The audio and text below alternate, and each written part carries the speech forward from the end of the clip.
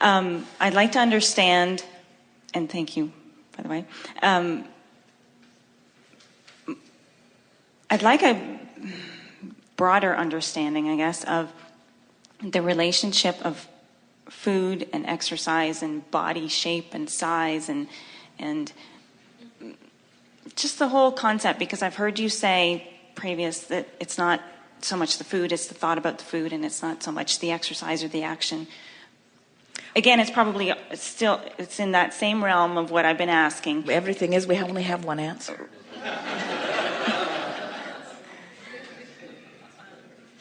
In other words, it turns out that relative to achieving anything, your options are this. You must act in accordance with your belief, otherwise you get angst. Or you have to change your belief, otherwise you get angst. So you either have to offer the behavior in terms of food and exercise that causes you to expect the results you want, or you have to change your belief relative to same. It's one or the other. And for most people, it's easier to modify behavior, but we would so rather that you modify your thought. Okay. And it's a matter of sort of trial and error. In other words, it's a matter of just thinking and feeling and thinking and feeling and thinking and feeling and thinking and feeling. You bring yourself to very clear ideas of what you want, and that is such a wonderful thing.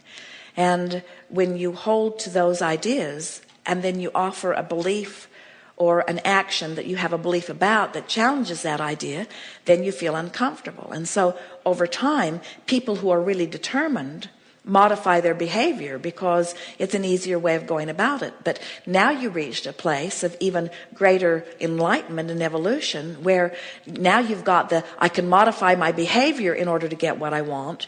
Now I want to get what I want with more flexible behavior. And we say more flexible behavior can only benefit you when you have cleaned up your thought. In other words, that's where that changing the thought comes.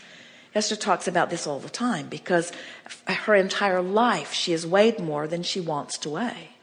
And yet she has this lovely relationship with food. They travel around the country and they know where every wonderful restaurant is.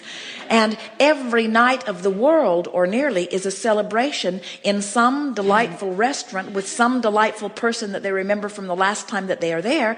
And there's something special on that menu that they remember that they want.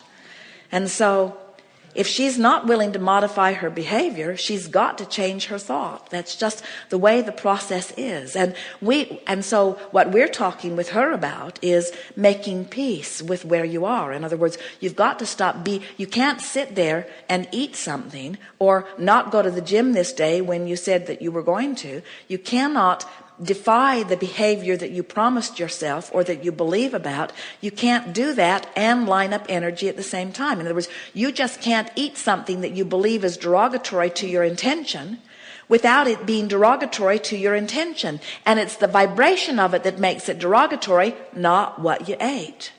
But that's a hard thing to get loose of, because you believe in that and have believed in that for so long. And so we think it is a wonderful subject. And for most of you, it's sort of, as you come into this arena of deliberate creation, for most of you, it's one of the last things. Your body is almost the last thing you get control of vibrationally.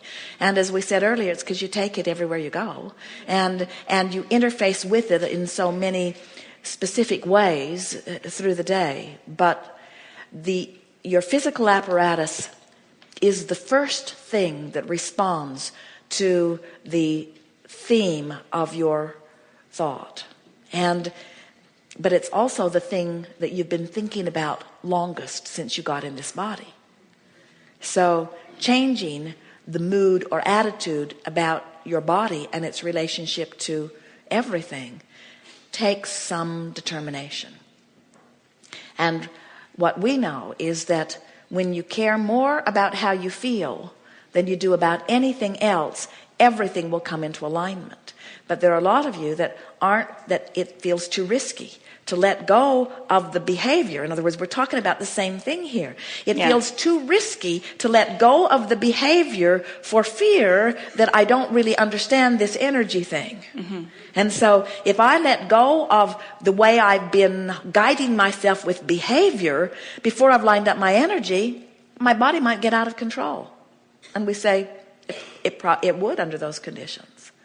So we're not encouraging any of you to just, that's why we said to our friend earlier, don't let go of the behavior that's working for you. Let the behavior that's working for you work for you in one arena. And so you've got this action journey that's working for you. Let it keep working for you. And then work on the emotional journey over here. And before long, the emotional journey will feel so secure that the action thing that you've been doing will feel inconsequential. And it will be, relative to everything.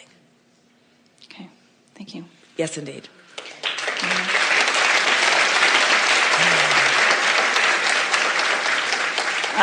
We can smell the tar brewing and the feathers are being plucked. I know.